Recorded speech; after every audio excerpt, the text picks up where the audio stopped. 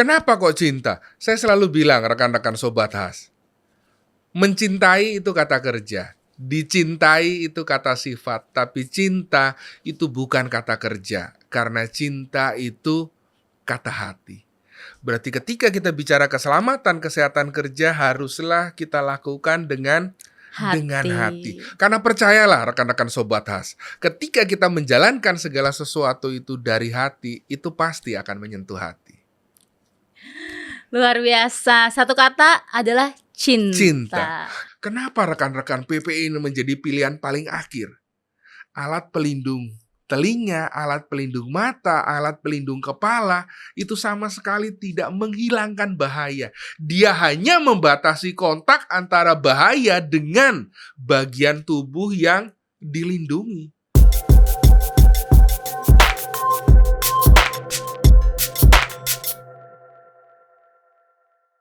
Halo Sobat Has, kembali lagi kita melanjuti diskusi tadi ya. Kembali bersama dengan Pak Emmanuel. Selamat datang kembali Pak Emmanuel. Terima kasih sekali, masih tetap setia ya. Tetap dengan semangat, kita, tetap setia dengan Podcast. Podcast.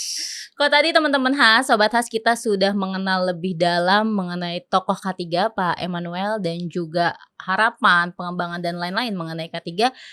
Kali ini kita akan berdiskusi ya Pak Emmanuel ya, lebih lanjut bagaimana sih isu yang ada di K3 yang ada di Indonesia ini. Mungkin kita akan mengulas lebih tajam ya Pak Emmanuel ya, supaya dapat menjadi pembelajaran buat kita bersama. Ya Pak Emmanuel, kalau misalnya kita bicara K3, sama halnya seperti yang disampaikan oleh Pak Menteri, Menaker buka-bukaan perihal melonjaknya angka kecelakaan kerja hingga 360.000. Cukup signifikan ya Pak ya, dan cukup mengerikan ternyata terjadinya kecelakaan kerja yang ada di Indonesia. Nah mungkin bagaimana nih dari sisi Pak M sebagai praktisi K3 menanggapi lonjakan ini ya, karena ini kita bicara, ini kan menjadi salah satu tolak ukur ya, tolak ukur performance. Dan ketika angka kecelakaan kerja melonjak hingga menjadi 360.000, hal yang sama juga kita melihat ketika saya dapat informasi juga hal yang sama, rilis dari BPJS Ketenagakerjaan, ini ternyata meningkat juga. Kita bicara terkait dengan JKK dan JKM. Jadi BPJS itu dia mengeluarkan namanya jaminan kecelakaan kerja dan jaminan kematian. Ternyata ketika kita bicara klaim yang diajukan oleh perusahaan yang terdaftar, ternyata juga menunjukkan adanya lonjakan yang kurang lebihnya sejalan. Berarti di satu sisi ini menjadi sebuah pengingat. Ternyata masih ada begitu banyak loh PR yang harus tentu saja bersama-sama dengan kita bicara Kementerian Tenaga Kerja sebagai regulator yang menggawangi semuanya. Yuk, apa yang bisa dilakukan dari sisi regulasi, dari sisi praktisi, dari sisi perusahaan untuk bersama-sama. Kita melihatnya ini tidak menjadi isu satu sektor demi sektor, tapi ini loh, isu bersama gimana ya sumbangsih kita agar goalnya, mumpung kita ada di bulan K3, kita bicara tingkat kecelakaan kerja ini bisa turun.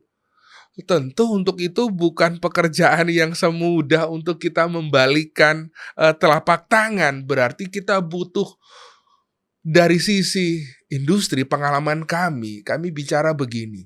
Bagaimana ya kami bisa mencapai HSSE Operation Excellence? Biasanya kita butuh 3 pilar. Pilar yang pertama kita bicara adalah leadership. Ketika kita bicara leadership, berarti yang menjadi tolak ukurnya adalah pimpinan. Sudahkah pimpinan ini memberikan kita bicara arahan, memberikan kita bicara contoh? Dia sudah tidak menjadi seorang role model. Karena akan sangat janggal rasanya melihat pemimpinannya bicara K3 tetapi di dalam aktivitas sehari-hari itu tidak dijalankan, itu tidak dicerminkan. Berarti kita bicara adanya leadership, kita bicara adanya komitmen, adanya kebijakan K3, nanti kita bicara adanya aturan, mungkin rekan-rekan kenal life saving rules, rekan-rekan kenal golden rules, pimpinan ikut serta di dalam melakukan manajemen walkthrough. Nah, dari leadership-nya kita dapatkan, berikutnya pilar kedua adalah kita bicara dari sisi performance. angka kecelakaan kerja tadi berarti menjadi bagian daripada performance. Pak, kami pasti punya key performance indicator. Jadi Iya, organisasi, kita bicara pekerja juga sekarang berbasis kinerja. KPI ya Pak ya. Berbasis KPI. KPI-nya tercapai, pasti kan bonus dapat. Pasti kenaikan gaji akan Target berbeda. oke. Akan oke. Jadi pada dasarnya performance-nya dapat, ujung-ujungnya kan semua kita tidak bisa pungkiri kan, kita semua bekerja pada dasarnya ujung-ujungnya adalah duit. Makanya Bagaimana banyak ya Pak ya di perusahaan itu yang mereka ingin tercapainya zero accident ya Pak ya. tercapainya zero accident. Jadi orang bicara zero konsep. Loh kenapa? Lah karena 1, 2, 3 kecelakaan saja itu ongkosnya terlalu mahal. Makanya semua bicara konsepnya adalah Zero. zero accident. Yang nggak boleh itu adalah saldo zero. Aduh, Itu yang berat, Mbak. Itu yang sedih. susah. Itu bisa jadi penyakit yang lainnya juga Pak. Penyakit yang lain. Jadi saya kenapa bilang saldonya nggak boleh zero? Jatuh cinta itu memang pakai perasaan, tapi untuk memeliharanya pakai penghasilan. Wah, Jadi jangan penting sampai sekali itu saldonya Pak. zero. Nah, Mm-mm. sisi leadership dapat, sisi performance dapat dengan data tracking digitalisasi. Berikutnya kita bicara sisi sistem. Mhm. Hanya dan hanya bisa ketika kita membangun melalui sistem, dan salah satu yang ditekankan oleh Kementeri Tenaga Kerja tadi adalah bagaimana kita benar-benar menerapkan sistem manajemen K3. keselamatan kesehatan kerja. Bukan hanya sekadar proses administrasi belaka. Yang penting saya punya kok sudah sertifikasi. Enggak. Iya, Bukan masalah selembar kertasnya, tapi sejauh mana itu benar-benar implementasinya. diterapkan di lapangan. Tepat sekali. Iya. Tadi kita mengulas dari Pak Menteri, ternyata banyak sekali loh Pak kasus dan insiden yang erat kaitannya terjadi mengenai K3 sendiri. Mungkin salah satunya kita ambil cuplikan nih Pak, ini terjadi di tahun lalu 2024, ternyata terjadi lagi nih Pak, tewas lagi. Dan kenapa kecelakaan kerja di pabrik nikel itu terus berulang? Seperti yang kita ketahui ya Pak ya, jenis industri juga terus meningkat, terus juga kita balik di tahun 2021 Pak, ternyata sudah cukup lama berarti Pak. Kejadian-kejadian kecelakaan kerja ini diduga hirup gas Gas beracun, beracun. 3 pekerja pabrik aspal di Demak tewas Pak. Ini sangat mengerikan ya Pak ya, dan di tahun 2024 baru lagi terjadi Pak. Bahkan salah satu perusahaan di Karawang itu didenda Pak hingga 100 juta akibat tewasnya 4 pekerja di Baik. perusahaan. Ini bahkan denda paling besar. Paling besar ya Pak ya. Kalau di Undang-Undang 170 kan dendanya kita bicara 100.000. Nah, Iya, ini masih kita sangat bicara kecil. denda paling besar yang pernah dijatuhkan di pengadilan negeri terkait dengan yang berhubungan dengan kita bicara keselamatan dan kesehatan kerja. Walaupun kita tahu ya Pak ya, nyawa seseorang itu Tidak tidak dapat pernah bisa dikuantifikasi dengan digantikan. uang, tepat sekali. Ini juga di tahun 2022 Pak, adanya ledakan tambang batu bara yang menewaskan bukan lagi 1-2 orang Pak, tapi sampai 10 pekerja. Dan kasusnya terjadi terus berulang. Kita ini cukup menjadi perhatian kita ya Pak ya, mulai dari tadi banyak terjadi kecelakaan kerja di pabrik nikel, ledakan gas, pekerja yang tewas bahkan sampai 10 orang. Ini cukup mengerikan sebenarnya Pak.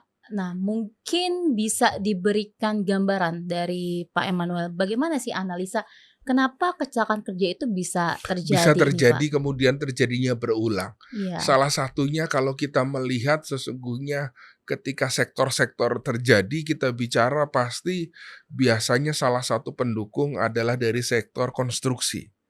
Bekerja di ketinggian, terjatuh, adanya drop objek, benda jatuh, berikutnya manufacturing dan jasa. Dan salah satunya tadi kita bicara di kawasan nikel.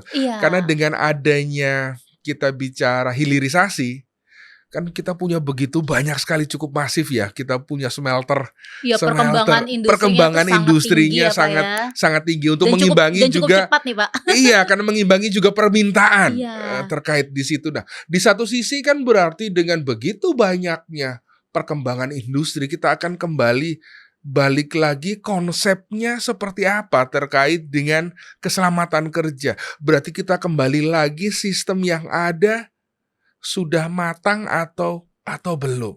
Akhirnya dari beberapa case tadi kita dengan, oh iya, gimana ya kita mewajibkan bahwa ketika industrinya memiliki resiko tinggi, dia mempekerjakan pekerja lebih dari 100 orang, ini menjadi kewajiban untuk menerapkan daripada sistem manajemen Manajemen keselamatan dan kesehatan kerja. Tapi kan sistemnya tidak bisa berjalan sendiri. sendiri. Berikutnya kita bicara salah satu, ini juga yang mungkin menjadi PR bersama ketika kita bicara cukup banyak sekali insiden yang terjadi, sejauh mana kita mengambil daripada lesson learn-nya. Mhm. Sejauh mana kita menekankan adalah pentingnya ketika ada kecelakaan itu dilaporkan. Karena ketika ada kecelakaan dan tidak pernah dilaporkan, orang akan mengira kita sesungguhnya baik-baik saja, tetapi di dalamnya sesungguhnya bukan itu yang terjadi. Jadi kita bicara budaya untuk melaporkan. Ketika kecelakaannya terjadi berarti dia harus dilaporkan. Terlepas nanti loh Pak, kalau saya lapor target saya nggak Performnya tercapai. tidak Performance-nya oke. dianggap nggak baik kinerjanya. Atau bisa jadi terkena sanksi kayak tadi ya Pak ya, Ada denda. sanksi pada di Iya. situ loh. Sudah maksudnya baik mau lapor tapi kok malah terkena Terkena sanksi. sanksi. Mungkin bonusnya nggak keluar, gajinya dipotong. Nah, berarti kita bicara bagaimana kita bisa mendorong adanya budaya untuk melaporkan, dan tidak kalah pentingnya, jangan sampai terkesan satu dengan yang lain pada akhirnya saling menyalahkan.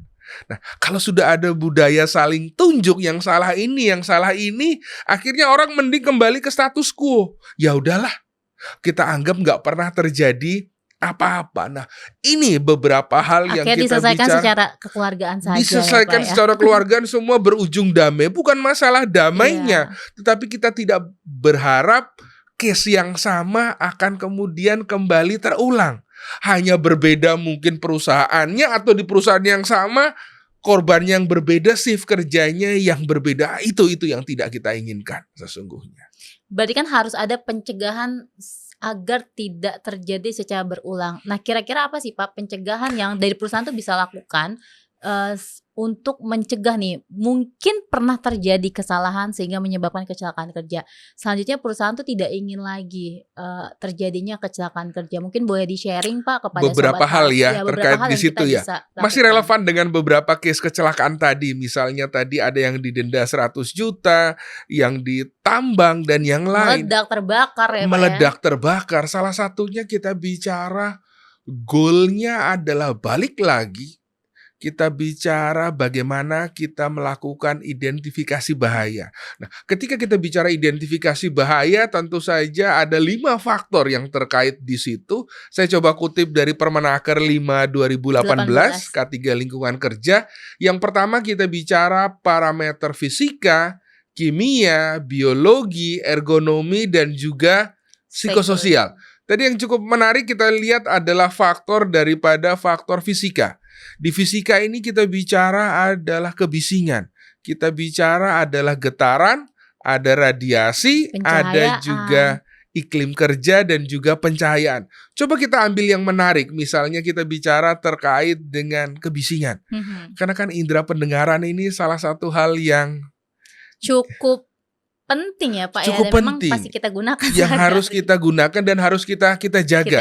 Karena kadang-kadang banyak orang memiliki telinga tapi tidak mampu mendengar suara hati. Nah, salah satunya ketika kita bicara terkait dengan kebisingan, berarti kita bicara, loh, dari mana kita tahu tempat kerja kita bising atau tidak? Bising buat saya belum tentu bising buat yang lain. Jadi sebisanya kita tidak melakukannya secara kualitatif tapi secara kuantitatif. Secara perasaan, aduh nih di sini berisik, itu nggak bisa ya Pak ya? Nggak bisa. Mungkin hatinya yang berisik, tapi sesungguhnya kanan kirinya lingkungannya tetap tenang. Berarti dari sisi industrial hygiene kita lakukan anticipation, kita lakukan recognition, dan di sini pentingnya kita lakukan evaluation. Berarti bagaimana kita melakukan evaluation? Nah, mumpung di depan ini ada alatnya Mbak, kita coba lihat. Jadi memang untuk evaluasi harus dilakukan pengukuran ataupun monitoring. Harus dilakukan pengukuran dan monitoring. Karena dengan adanya pengukuran dan monitoring kita bisa teryakinkan, kita bisa mendapatkan hasilnya. Nah, salah satu yang kita lihat terkait di sini, berarti yang pertama kita bicara kita lakukan pengukuran. untuk melakukan pengukuran yang penting pertama kita bicara adalah alatnya. Berarti kalau alat berarti peralatannya harus Yang sesuai standar pastinya Pak. sesuai standar. Tentu kita ikutin standar nasional Indonesia atau standar internasional yang relevan. Dan peralatannya haruslah Terkalibrasi, tersertifikasi, dan pastinya karena kita berharap data bukan hanya sekedar data ya Pak ya. tapi datanya akurat. Yes. Data yang akurat tentu saja ditunjang oleh kinerja daripada peralatannya. Salah satunya kita bicara terkait dengan kebisingan. Nah, berarti kan kita bisa ukur ada alat untuk mengukur kebisingan di tempat kerja, yang ini adalah alat untuk mengukur kebisingan personal. Berarti kita biasanya pasang di sini karena mendekati apa yang diterima oleh area pendengaran, kita biasanya bisa gunakan kurang lebih selama 8 jam di situ. Jadi kita bisa lihat, oh iya ya, saya ini sepanjang bekerja 8 jam ada berapa pajanan yang diterima pajanan, ya, Pak, paparan yang diterima terkait dengan intensitas kebisingan. Jadi goalnya kita benar-benar berharap dengan kita melakukan proses evaluasi, kita mendapatkan hasil, kita bisa melihat, oh iya, kami bekerjanya saat ini masih di bawah atau memenuhi tidak daripada nilai ambang batas. Dan bukan hanya kita bicara compliance, Pak, kan ada aturannya. Berarti industri wajib untuk melakukan. Tapi di satu sisi, sesudah kita lakukan evaluasi, berikutnya kita akan melihat kontrol. Apakah kontrol terkait dengan kita bicara pencegahan kebisingan yang ada ini sudah sesuai atau belum? Berikutnya kita bicara tidak hanya kebisingan. Tadi kita lihat dendanya 400 juta. Ada ledakan di tambang. 10 orang tewas. 10 orang dan tewas. Itu rata-rata karena adanya peledakan, kebakaran. Dan punya selidik salah satunya karena ada faktor gas di situ. Tadi di tambang tadi ada faktor kita bicara diduga gas metan. Gas beracun. Tadi pun yang 4 bekerja di dalam ruang terbatas diduga ada kandungan gas. Kandungan gas ini kan kalau hanya kita lihat secara visual kan akan susah. Atau kita hanya mencium aroma, Pak. Kan banyak juga yang tidak berbau atau berbaunya 1-2 detik, 10 detik kemudian hidung kita baal. Kita tidak lagi mencium. Berarti kita butuh alat ukur. Berarti kita bicara detektor. Nah, ini kita lihat. Berikutnya kita bicara ada detektor gasnya. Jadi kita benar-benar berharap dengan kita menggunakan detektor, kita bisa melihat, oh iya ya, saya butuhnya parameternya apa? Saya mau ukur tingkat oksigen kah? Saya mau ukur misalnya H2S-nya atau mungkin parameter yang kita bisa sesuaikan. Kandungan gas apa yang ingin kita lihat. Gas berbahaya yang mungkin bisa menjadi potensi bahaya untuk kita sendiri saat kita berada di area tersebut. Tepat sekali. Jadi dengan kita melakukan pengukuran gas detektor, pasti kita lakukan pengukuran sebelum kita mulai bekerja. Kita dapatkan hasilnya biasanya rekan-rekan pasti bukukan di dalam permit to work. Oh, kami kalau bekerja risiko tinggi masuk di dalam ruang terbatas berarti kan harus ada izin kerja. Ada permit. Nah, hasil inilah kita bukukan di dalam izin kerja. Ketika hasilnya menunjukkan nilainya masuk di bawah nilai ambang batas, berarti tempat kerjanya dinyatakan aman. Berarti kita diizinkan untuk bekerja. Jadi ini menjadi salah satu hal yang buat saya yang esensial. Memang harus penting ya Pak. Memang harus penting karena dengan ini kita dapatkan hasil secara kuantitatif sehingga kita bisa benar-benar memastikan tempat kerja yang akan saya masuki ini dalam kondisi yang aman. Kira-kira di situ. Dan seiring dengan kita bicara bulan K3, kan nggak sembarang yang bisa melakukan. Berarti tidak hanya alatnya saja kita bicara, yang melakukan pun harus memiliki kompetensi. Berarti poinnya di situ. Jadi tidak hanya alat yang certified ya Pak ya, tapi memang pengambil contohnya atau pekerja juga harus certified. Tepat sekali. Atau tidak hanya orang yang certified tapi ternyata alatnya tidak sesuai. Jadi memang harus dua hal yang saling melekat. Oke. Alatnya oke, ya yang ngambil juga harus berkompeten harus kompeten dan sehingga metode yang digunakan juga tidak salah ya Pak. Tepat sekali. Jadi standar metodenya juga haruslah sesuai dengan apa yang kita memang sudah atur. Jadi Poinnya rekan-rekan bisa lihat di situ untuk pengukur getaran, ini kita bicara untuk iklim kerja. Jadi goal kita adalah dengan kita benar-benar mampu untuk mengidentifikasi bahaya, kita bisa menentukan apakah pengendalian risiko yang ada ini sudah cukup atau belum. Kan prinsip kita selalu bagaimana kita bisa mencegah daripada mengobati. Jadi yang kita lakukan di sini adalah ya kalau tidak hanya kecelakaan kerja tapi juga penyakit akibat kerja. Jangan sampai kita bicara kita lebih fokus kuratif dan rehabilitatif tetapi preventif dan promotifnya menjadi terlupakan. Nah, salah satunya tentu saja bagaimana kita mencoba untuk mengidentifikasi lingkungan kerja kita apakah dalam kondisi aman atau tidak. Loh, ngomong-ngomong kita ngobrol sudah cukup panjang nih, jangan aku sampai baru mau tawarin nih Pak Emmanuel, silakan monggo. Jangan sampai kita nggak minum. Saya selalu bilang, Mbak, kenapa kita butuh untuk selalu minum? Supaya tidak dehidrasi, Pak. Saya naikin lagi satu level, Mbak Rima. Kenapa kita harus banyak minum? Karena ginjal kita jauh lebih butuh air minum daripada air mata. Aduh, kalau air mata kayaknya sakitnya dari hati, Pak. Sakitnya ada di hati. Jadi kalau lihat hujan, itu hujannya di luar tapi yang basah pipi-pipinya. Monggo, Sobat Taslo, jangan dianggurin loh, monggo silakan sambil minum rekan-rekan. Oke, kembali lagi Pak. Siap. Banyak loh Pak, kalau saya sendiri menemukan atau sering juga diskusi ya Pak ya dengan beberapa sobat khas di luar sana itu. Banyak yang mereka yang penting, oh Mbak kita sudah menggunakan APD kok aman gitu. Jadi masih banyak yang ternyata pakai perasaan ya Pak ya. Yang penting mereka sudah pakai APD, mereka rasa sudah aman mereka terhadap pajanan gitu. Nah, gimana nih Pak cara kita mungkin bisa sharing kepada sobat khas bahwasannya APD itu kan sebenarnya hierarki yang terakhir ya Pak ya. Contoh, loh, kebisingan lah Pak, saya udah pakai earplug Pak, saya sudah pakai earmuff. Loh, kan sudah cukup. Padahal ketika kita bicara dari hierarki pengendalian, kita bicara misalnya kebisingan taruhlah dari turbin, dari genset, eliminasi. Mungkin nggak memungkinkan lah kan kami tetap butuh gensetnya Pak, kami butuh turbinnya. Substitusi, mungkin kita bisa pilih genset turbin yang jauh lebih daripada tingkat kebisingannya jauh lebih rendah. Berikutnya kita bicara engineering control. Oh iya ya, gimana kami lakukan isolasi, kami lakukan peredaman di situ. Berikutnya kita bicara adalah administrasi. Kami lakukan pengukuran Pak, kami lakukan kita bicara engineering tadi ya Pak ya. Engineering dan di dalam pengukuran ini kan menjadi dasar juga kita bisa melakukan medical check up. Ya. Oh iya, ternyata areanya bising. Berarti pekerjanya di dalam medical check up tahunannya. Berarti kita ukur juga terkait dengan audiometrinya.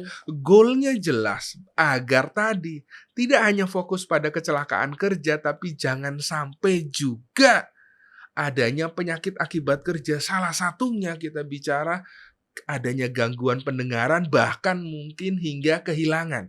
Orang kan biasanya merasa sayang kalau sudah kehilangan. Benar Pak, benar sekali. Lebih merasa hilang tapi tidak dijaga ya Pak tapi tidak dijaga. Dan baru terakhir kita bicara adalah alat pelindung diri. Loh kenapa alat pelindung diri pilihan terakhir? Berarti bisa dong Pak kerja tanpa perlu pakai APD? Jawabnya kalau sudah saya eliminasi mungkin bisa. Tetapi ketika dengan sudah dieliminasi, sudah ada engineering control, administrasi ditambahkan lagi dengan PPE, berarti kan kita benar-benar bisa tidak hanya kita bicara memenuhi, bahkan kita bisa beyond compliance. Nah, kenapa rekan-rekan PPE ini menjadi pilihan paling akhir? Alat pelindung telinga, alat pelindung mata, alat pelindung kepala, itu sama sekali tidak menghilangkan bahaya. Dia hanya membatasi kontak antara bahaya dengan bagian tubuh yang dilindungi. Kan sumber bisingnya tetap ada. Berarti kita benar-benar berharap kita lakukan eliminasi, substitusi, engineering, administrasi, hingga PPE. Jadi alat pelindung diri sajalah belumlah cukup. Poinnya di situ. Jadi kita tidak bisa atau belum mengetahui ya, mana yang tepat alat pelindung diri yang harus kita gunakan di area tersebut sebelum kita melakukan hierarki tadi yang di atas ya Pak. Salah Sebelum satunya kita adalah melakukan hierarki tadi. evaluasi. Itu poin esensial tadi ya Itu Pak, poin kita sepakat esensial. ya.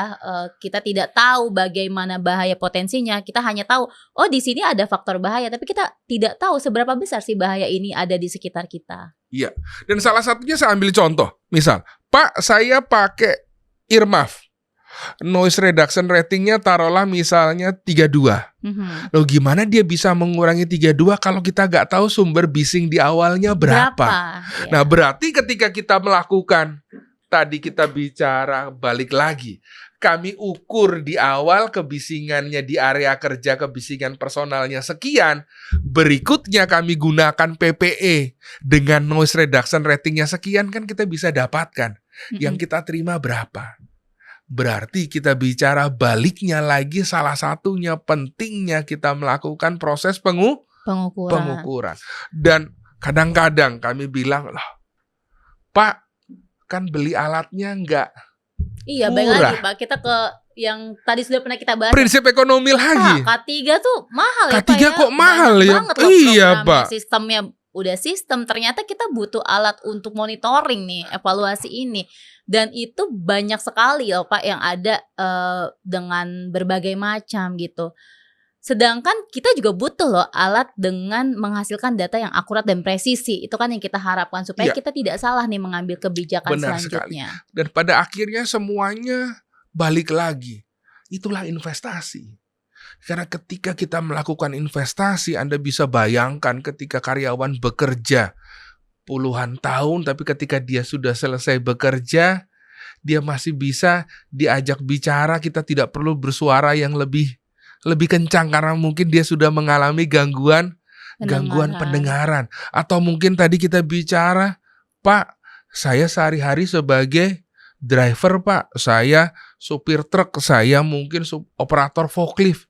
Bagaimana dengan kita bicara kelelahan salah satunya karena faktor getaran? Kok lama-lama saya mengendarai mobil besar ini low back pain ya Pak ya? Kok ada gitu low back pain di situ? Getarannya yang diterima apakah sudah sesuai atau tidak? Karena kan dia akan punya dampak terhadap kita bicara saraf dan juga kita bicara terhadap pembuluh darah di situ.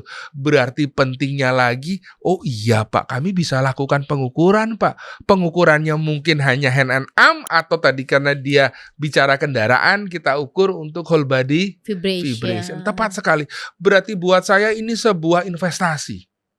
Perusahaan yang benar-benar memikirkan keselamatan dan kesehatan kerja karyawannya, ya mereka harus berani untuk memberikan investasi di situ karena tidak ada yang lebih berharga daripada jiwa manusia. Ya, kita ambil lagi kutipan ya Pak ya, dari bulan K3 di mana peningkatan SDM. Saat kita sudah meningkatkan SDM aja ternyata nggak cukup karena kita tidak jaga dari sisi K3-nya ya Pak ya. Seperti yang terjadi kecelakaan kerja akhirnya tewas. Bahwasannya ternyata penting loh kita memprotek pekerja kita ya Pak ya, pekerja kita, dan memang pekerja ini menjadi salah satu aset dari satu perusahaan ini. Makanya kita nggak bisa bicara peningkatan SDM dari mungkin sisi knowledge aja Pak, tapi bagaimana budaya K3 itu tercapai sehingga pekerja yang pastinya menjadi aset investasi dan berkompeten di perusahaan itu bisa merasa terjaga dan terlindungi ya Pak ya oleh perusahaan. Jadi ketika perusahaannya berbudaya K3, perusahaannya merasa keselamatannya diperhatikan, dijamin, tentu saja mereka akan fokus untuk bekerja. Baik itu perusahaannya menghasilkan jasa ataupun produk, saya fokusnya hanya bekerja karena yang lain perusahaan sudah memberikan iklim, memberikan lingkungan yang kondusif untuk itu. Berarti benar-benar iya.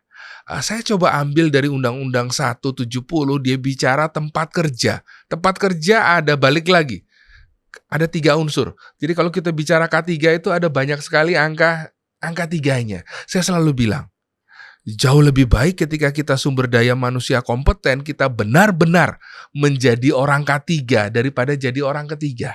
Oh, itu jangan Pak. Itu jangan. Sakit dan bahaya. Iya. Ternyata sama bahayanya kalau kita tidak memperhatikan K3 ya Pak ya. Tepat sekali. Nah, berarti kita bicara tempat kerja itu ada pekerja, itu ada usaha, dan itu ada bahaya. Menurut Mbak Rima, ada nggak tempat kerja yang nggak ada bahayanya? Kayaknya nggak ada, Pak. Selalu Saya ada. jalan melangkah aja saya nggak tahu ternyata ada batu kerikil di depan saya. Benar Saya sekali. bisa tersandung, bisa terjatuh. Bisa terjatuh. Nah, berarti karena selalu ada bahaya, goalnya jelas. Memastikan pekerja dan orang lain sehat, selamat, dan juga produktif. Kita tidak hanya bicara sehat selamat, tapi di satu sisi kan bisnis juga harus berlangsung. Berarti sejalan sekali dengan bulan K3, kita bicara yuk, sama-sama kita tingkatkan, kita bicara sumber daya manusia yang kompeten berbudaya K3 sehingga pada akhirnya produktivitas bisa tercapai, Meningkat ya, Pak bisa ya. meningkat. Tepat sekali. Sangat luar biasa ya, Pak ya. Kita hari ini bisa diskusi. Oh iya, apalagi Mbak Rima Wah. juga nggak kalah luar biasa loh Mbak Saya Rima. semangat sekali Pak. Memang kalau Siap. kita bicara K3 ini masih banyak sekali yang saya lihat tuh budaya K3 ini sebenarnya perlu dan harus terus ditingkatkan seperti tadi Bapak bilang. Dan ini Ini PR adalah kita bersama. perjalanan. Ini harus menjadi Iya, PR kita bersama, benar. biar nggak hanya 1-2 orang yang merasa ini sebagai salah satu hal yang urgensi. Jadi ini biar menjadi keresahan bersama. Ketika semuanya resah, berarti kan otomatis semua akan bahu-membahu, Mbak. Karena selama masih ada keresahan berarti kita terus punya rasa khawatir dan ingin lebih baik lagi ya, Tepat Pak sekali. ya. Pak Emmanuel, banyak sekali perusahaan yang mungkin memang mereka sudah melakukan evaluasi dengan berbagai macam teknologi, alat ukur. Namun banyak juga yang ternyata masih banyak miss-nya, Pak. Akhirnya masih tingginya tingkat kecelakaan kerja dan juga penyakit akibat kerja. Dari Pak Emmanuel sendiri, bagaimana Pak? Mungkin ada saran kepada Sobat Has, bagaimana sih untuk memiliki atau memilih teknologi yang tepat sehingga goals daripada pengukuran dan evaluasi itu juga tercapai. Tercapai, iya, baik. Jadi ketika kita bicara di sini ya, tadi kan kita lihat antisipasi, rekognisi, evaluasi, dan kontrol. Berarti kita bicara evaluasi. Salah satu yang menunjang kita bicara terkait dengan kita bicara peralatan. Contoh tadi. Saya ambil contoh. Ketika kita bicara memilih peralatan, ini rasanya beda-beda tipis dengan kita bicara milih jodoh. Waduh. Kalau milih jodoh kan orang lihat bibit, bobot, dan bebetnya. Sama persis. Berarti ketika kita melihat peralatan, kita lihat peralatannya dikeluarkan, manufacturingnya kan pasti akan berpengaruh di situ. Dan makanya mungkin kalau Bapak lihat biasanya sih di alat sih ada certified ininya Ada ya, Pak certified-nya, bahkan kalau kita lihat di belakang, ini kan ada terlihat. ya. Oh iya ya, bahkan peralatan ini saya bisa pakai di X zone. Yes. Di zona eksplosif, kan berarti tidak semua peralatan bisa. Berarti ketika peralatannya yang sesuai, dia pasti akan punya sertifikat yang mendukung daripada peralatannya. Berikutnya pasti kita mau cari yang akurat. Ya. Kalau dia bilangnya 0 ppm, bener nggak ya? Kami teryakinkan tidak ya dengan Jangan tingkat. tiba-tiba sudah masuk konvensi. Iya, ternyata beda oksigennya- loh. Kok nggak sensitif Iya. peralatannya? Berikutnya lagi kita bicara pasti. Kita beli ini kan bukan beli putus. Buat saya pengalaman kami sebagai praktisi, kami juga ingin gimana ya kami bisa mendapatkan servis sesudah ketika kita bicara dibeli. Nanti kalau misalnya ada untuk kalibrasi berikutnya, ada saran, ada perbaikan, berarti kita juga ingin agar dari manufacturingnya, distributornya juga memberikan support. Tidak hanya ketika dijual kemudian semua berpindah ke tangan usernya. Jadi itu juga buat saya salah satu hal yang cukup penting. Dan ketika dengan memiliki cukup banyak keunggulan, kan goalnya namanya perusahaan kan pasti juga akan cari yang kompetitif. Kami nggak bicara murah. Ya. Karena murah dan mahal itu kan sesuatu hal yang relatif. Apalagi yang kita bandingkan di sini adalah jiwa manusia. Berarti kita benar-benar cari yang tentu saja yang berkualitas dan juga berkelanjutan. Berarti kita bicara teknologinya sudah sesuai atau belum. Jangan-jangan yang dipakai teknologi yang mungkin sudah nggak up to date, sudah tidak mampu untuk mengikuti dengan kita bicara perkembangan zaman dan kondisi bahaya dengan industri yang terus berkembang. Buat saya salah satunya di situ, Mbak.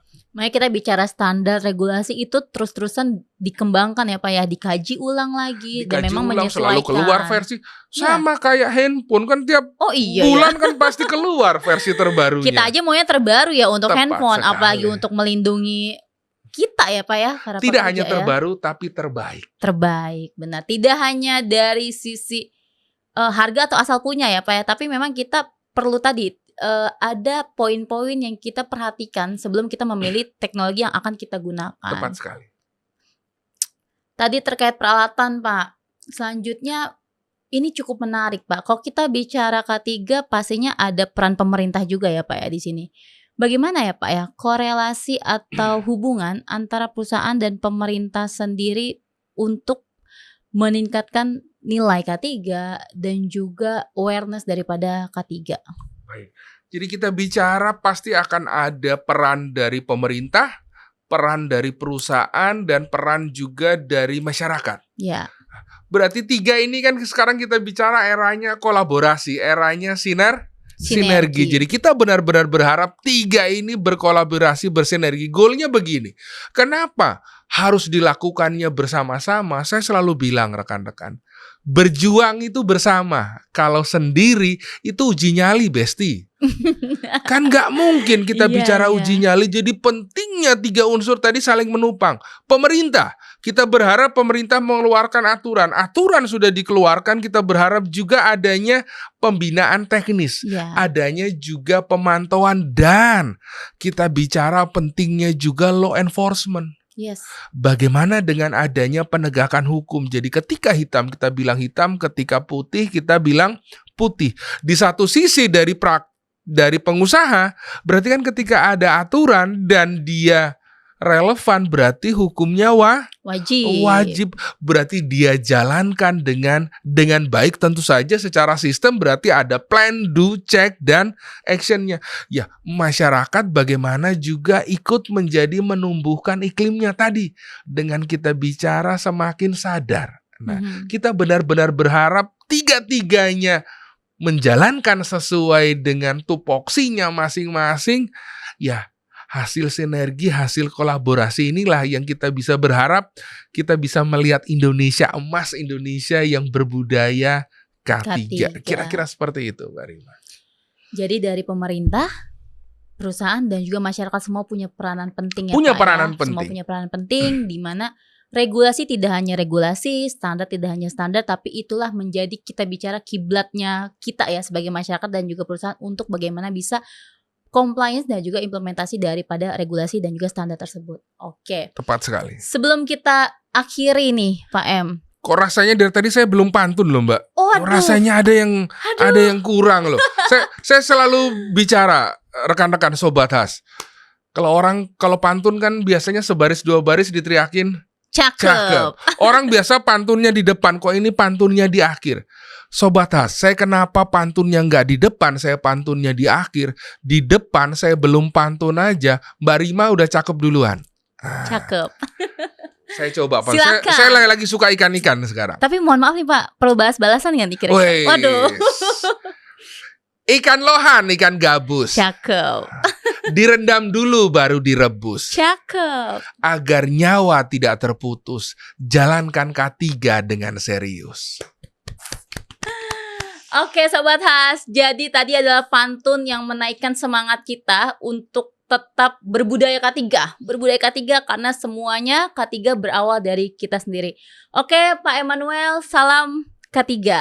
Salam K3 rekan-rekan Sobat Has. Baik, terima kasih banyak Pak Emmanuel sudah menyempatkan untuk hadir di suatu Podcast. kehormatan buat saya. Ini pastinya bukan podcast terakhirnya kita gitu. Mudah-mudahan kita bisa terus menerus sharing diskusi kepada sobat-sobat Has mengenai isu-isu yang ada mengenai K3, lingkungan, dan pastinya kita akan sharing dari yang ada kepada sobat Has. Baik, terima kasih banyak sobat Has. Nantikan untuk part selanjutnya. Thank you.